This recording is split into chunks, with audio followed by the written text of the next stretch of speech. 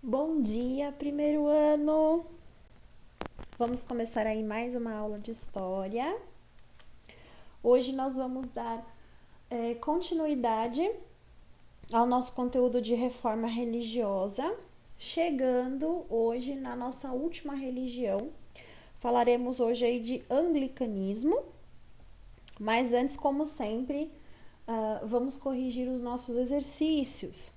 Para aqueles que porventura faltaram na nossa aula de ontem, na quarta-feira, nós finalizamos a aula lendo um texto lá na página 43 da nossa apostila, que é o texto Compreendendo os Sentidos do Texto. E o nosso dever era esse exercício, né? O exercício 3.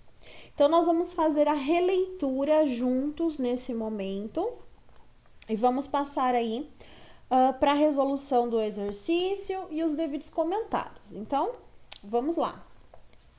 Abrindo aí a nossa apostila na página 43, não havia espaço para responder esse exercício na apostila, né? Então, vocês deveriam fazer no caderno, tirar foto do exercício no caderno e fazer a devida anexação lá no nosso post da aula anterior. Pessoal, eu queria chamar a atenção de vocês para que vocês sempre se lembrem de que o post de hoje ele deve ser anexado com o exercício que eu estou dando de dever hoje, tá? Não é para anexar nesse post aqui o dever que eu dei ontem. O dever de ontem é no post de ontem, tá bom? Tranquilo? Então vamos lá. Exercício 3. Compreendendo os sentidos do texto, leia com atenção esse texto sobre o calvinismo. Então vamos lá. Chamamos de predestinação ao eterno decreto de Deus, com que Sua Majestade determinou o que deseja fazer a cada um dos homens. Porque Ele não cria a todos em uma mesma condição e estado, mas ordena a uns a vida eterna e a outros a perpétua condenação. Portanto, segundo o fim a que o homem é criado, dizemos que está predestinado à vida ou à morte. Afirmamos, pois, como a Escritura evidentemente o mostra, que Deus constitui em seu eterno e imutável desejo aqueles que Ele diz que fossem salvos e aqueles que desejou que fossem condenados. Este desejo está fundado sobre a gratuita misericórdia divina, sem ter nenhuma relação com a dignidade do homem. Ao contrário, o portão da vida eterna está fechado a todos aqueles que Ele quis entregar à condenação. E isso se faz por seu secreto e incompreensível juízo, o qual é justo e irrepreensível. Fernando Seffner, do livro Da Reforma à Contra-Reforma, O Cristianismo em Crise. Bom, pessoal, após a leitura aqui do texto, nós comentamos durante a aula, eu vou comentar novamente.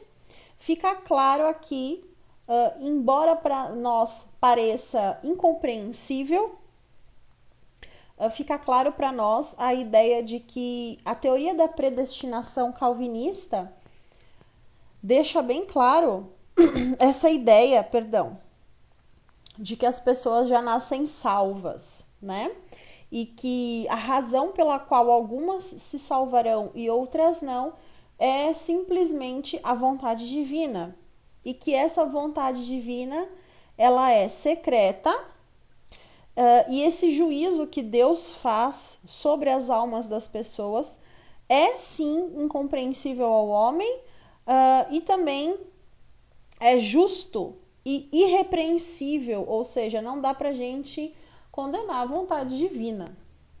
A partir aí do texto, vocês tinham que então explicar essa ideia de predestinação absoluta que é defendida por Calvino, né? Eu vou ler como ficou a minha resposta e aí a gente faz os devidos comentários acerca dessa ideia da predestinação. Então vamos lá. A ideia de predestinação absoluta está relacionada a uma explicação sobre quem teria direito à vida eterna ou à perpétua condenação. Sobre esses dois destinos, somente Deus, por meio da sua capacidade de julgamento, é que seria capaz de escolher um desses dois destinos, independente da ação humana. Então fica bem claro numa parte do texto onde ele diz que nem mesmo o caráter, né, a dignidade do homem pode mudar essa predestinação dada por Deus. Então essa ideia de predestinação absoluta, essa palavra, né, absoluta, ela foi inserida na pergunta e eu inseri aqui novamente na resposta para vocês entenderem que essa ideia de quem vai ser salvo ou não, ela é totalmente baseada e absolutamente colocada nas mãos de Deus. Parece que para nós não faz muito sentido, porque nós somos de um momento em que a racionalidade ela é muito maior e muito mais forte. É contraditório pensar numa racionalidade que contradiz uma teoria religiosa que tecnicamente está surgindo aí, né, num momento de renascimento, né? O calvinismo vai surgir ali no século XVI, então a gente já passou por uma grande fase do renascimento e tecnicamente a racionalidade deveria ser o ponto mais forte dessas novas religiões. Mas lembrem sempre que o renascimento ele atinge determinadas fases em determinados países em tempos aleatórios, tá? Então, o calvinismo sendo na Suíça, ele vai demorar um pouco mais, o renascimento vai demorar um pouco mais de tempo para chegar até lá. Uma outra questão também é que a reforma religiosa, ela tende a criticar bastante os hábitos da igreja, né? E claro que a gente vai ter um desvio de conduta que está relacionado à classe social que vai se beneficiar dessa religião. No caso aqui a gente está falando da burguesia, né? Que vai se beneficiar bastante no caso do calvinismo. Certinho? Beleza, então. Se vocês tiverem alguma dúvida, né? Ou gostariam de aprofundar um pouco mais essa discussão e esse entendimento sobre a teoria da predestinação, vocês podem entrar em contato comigo e eu indico para vocês as fontes que eu encontrar sobre leituras, vídeos, né? Talvez alguns documentários aí. Bom, corrigido o nosso dever, vamos passar aí para nossa matéria. E hoje, como eu havia comentado com vocês no comecinho, a gente vai falar um pouquinho sobre a reforma religiosa, mais especificamente o anglicanismo, né? Estamos aí na nossa aula 85. Vocês podem pausar nesse momento para poder fazer a cópia do título, né? Enquanto isso, eu já vou indo para o nosso conteúdo.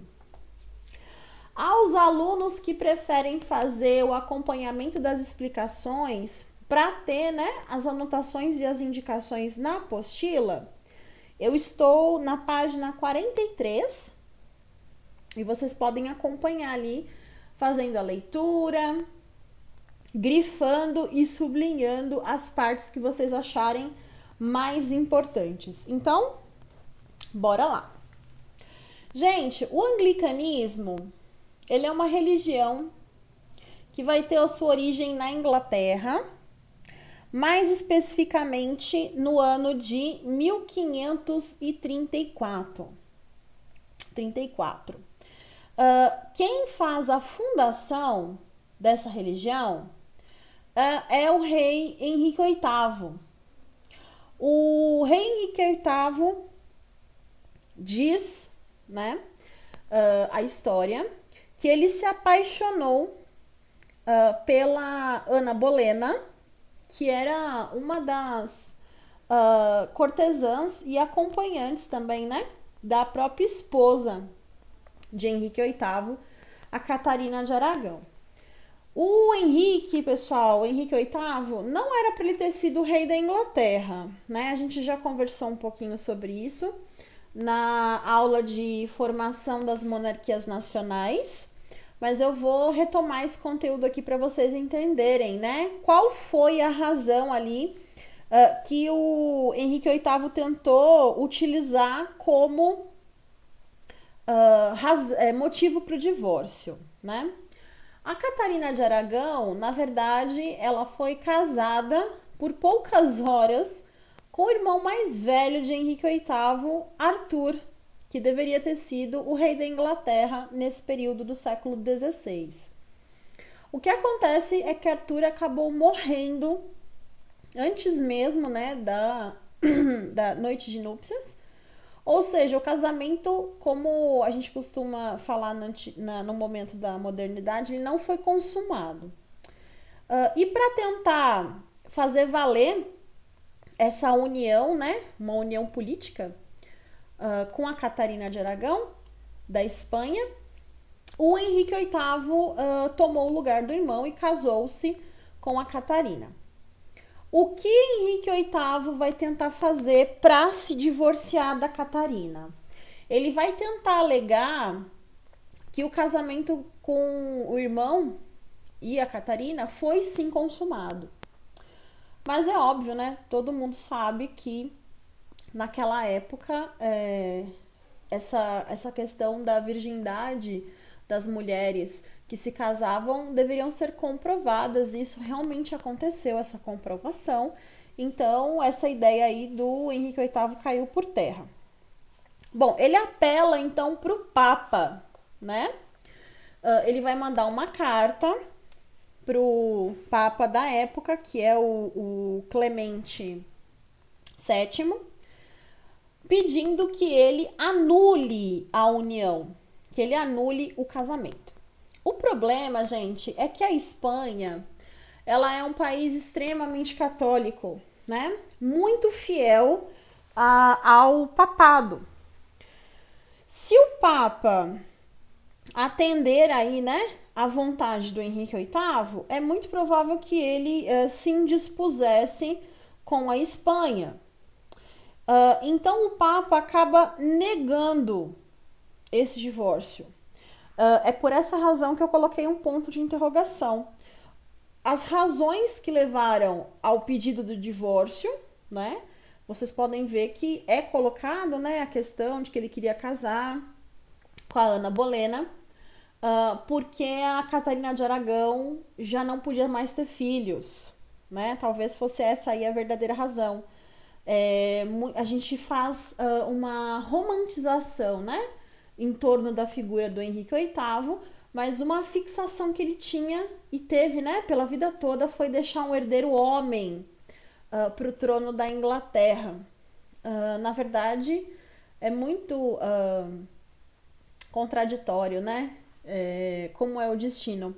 A rainha mais famosa vai ser justamente a filha que ele não queria, né? A filha que ele vai ter com a Ana Bolena. Bom, a Catarina, então, ela não podia mais ter filhos, ela teve uma menina, a Mary, e o que o Henrique VIII faz após a negativa que o Papa Clemente vai dar para ele? Ele vai decretar o famoso ato de supremacia.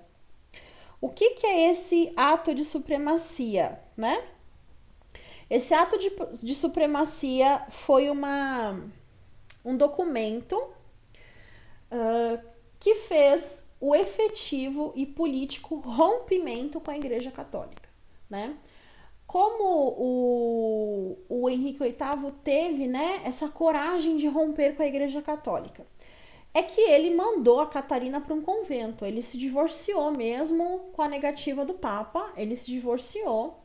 O Papa Clemente excomunga né, retira o Henrique VIII da igreja. Isso é muito sério nesse momento, tá? Porque a religião fazia parte, né, não só da vida das pessoas, mas da política também. Então, com o ato de supremacia, o Henrique VIII faz o rompimento com a Igreja Católica e ele cria a própria igreja, que é a Igreja Anglicana da Inglaterra. Essa igreja, pessoal, essa criação tem detalhes extremamente interessantes de serem colocados, né? Desconstruindo o ar romântico da coisa. O Henrique, com o ato de supremacia, ele se torna não só o chefe do governo, por ser rei, mas agora ele é o chefe da igreja. Então, se a igreja anglicana precisava de uma figura de um chefe, né, como se fosse um papa, essa figura vai ser colocada nas mãos do próprio rei. Então, o anglicanismo, ele não só faz essa libertação do Henrique da Catarina, como também coloca ali o poder religioso na mão dele. Uma outra coisa que acontece, pessoal, com o ato de supremacia, que na romantização não aparece, é que o rei, o Henrique, ele confiscou todos os bens da igreja católica. No caso, as terras, né? E ele passa a fazer uma distribuição dessas terras àqueles que fossem ali, né, considerados por ele os homens que os apoiavam, né? Homens que irão apoiá-lo nessa tomada de decisão e no seu governo, tá? Bom, tirando a questão política, como fica então a ideia da religião? Bom, basicamente eles adotam uma ideia calvinista, né? Então a doutrina vai ser a mesma da salvação pela predestinação, né? Aqueles que estão destinados à salvação. E muitas das características da religião católica, dos dogmas católicos, acabaram sendo incorporados, né, misturados com alguns dogmas dos protestantes. Uma das coisas que foi oriunda, né, dos protestantes seria a adesão aos ritos feitos na língua nacional. Então, a língua inglesa vai ser a língua a qual, né, os padres, se é que podemos usar essa palavra, né, os padres anglicanos vão orar e conduzir as missas com a linguagem inglesa, né, com o inglês. A hierarquia dentro da Igreja Católica, ela é mantida para a Igreja Anglicana, né? Então, essa questão da hierarquia, ela existe dentro da Igreja Anglicana e ela vai ser mantida no período do Henrique VIII, se não me engano, até os dias de hoje. Mais uma coisa vai ser feita contra principalmente os católicos, que é a perseguição religiosa.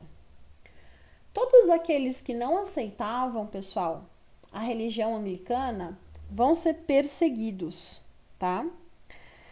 E a maior resistência contra, né, a implantação da doutrina anglicana vai ser no campo. Por quê, pessoal? Como a igreja anglicana confiscou as terras da igreja, muitos dos mosteiros, né, foram apropriados. Então, basicamente, a coroa extinguiu a existência dos mosteiros, né, para poder ficar com as terras. E essas terras, elas foram, como a apostila diz, doadas aos nobres e aos burgueses. Como assim, né, doadas? Os nobres e os burgueses recebiam títulos. E os títulos, pessoal, eles acompanham propriedades, tá? Então, por exemplo, se você perder o seu título, você vai perder suas terras. às vezes você perde até mesmo a casa, o castelo, né? Perdão. Tudo que você recebe com título, que é a doação, né? Se você perder, você tem que devolver. Então, a perseguição é bem grande no campo, porque as pessoas não vão aceitar isso, né? Então, para vocês terem uma ideia, de 1535 até 1538, a gente vai ter revoltas no campo, guiadas pela união dos monges e dos camponeses que não queriam e não aceitavam a religião anglicana, né? Como a própria apostila colocou para vocês, até mesmo na Escócia a gente vai ter rebeliões desse tipo. Por quê? Porque o território da Escócia estava sobre a tutela conquistada, né, da Inglaterra. Então, o que acontece? Para que o Henrique VIII fortaleça a sua figura, né, de líder religioso, ele vai suprimir essas revoltas, ele vai esmagar essas revoltas com bastante rigor. Né? Então, a perseguição vai ser algo muito forte aí durante a religião anglicana.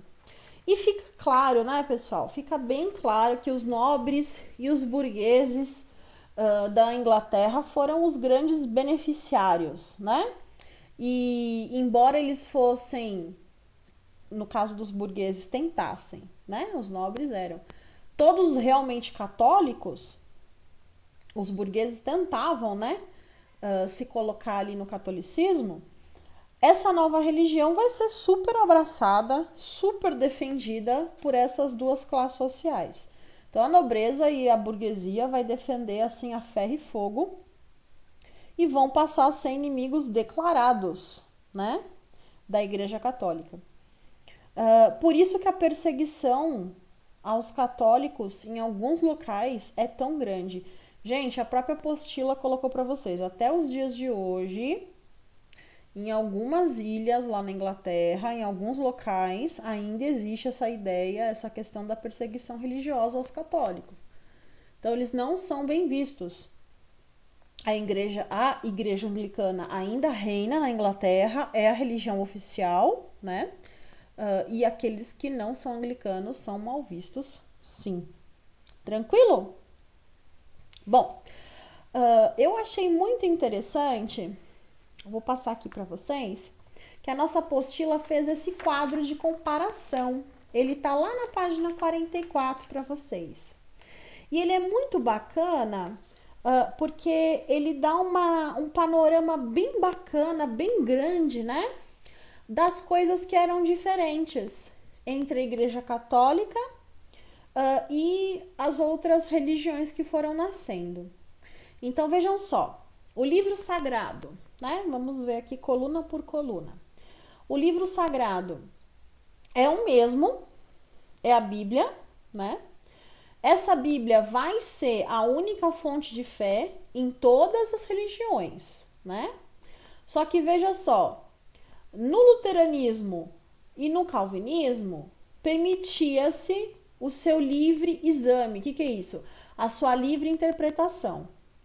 Isso bate de frente com o catolicismo, né? Apenas os padres podem interpretar o que está escrito na Bíblia.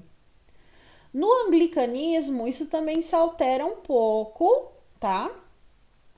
Porque a igreja deve ser, a Bíblia deve ser interpretada pela igreja, mas também permitia-se a sua livre interpretação. Então, na anglicana existe as duas questões. Lembra que a gente falou que algumas práticas vão ser misturadas, né? Vão ser acrescidas? Na igreja anglicana permite-se os dois. A salvação humana. No catolicismo, a gente tinha a salvação pela fé e pelas obras, né? Então, você tem que fazer coisas boas, atitudes boas, né? Que no catolicismo medieval acabou se tornando ali uma moeda de troca, né? O comércio vai ser solto ali.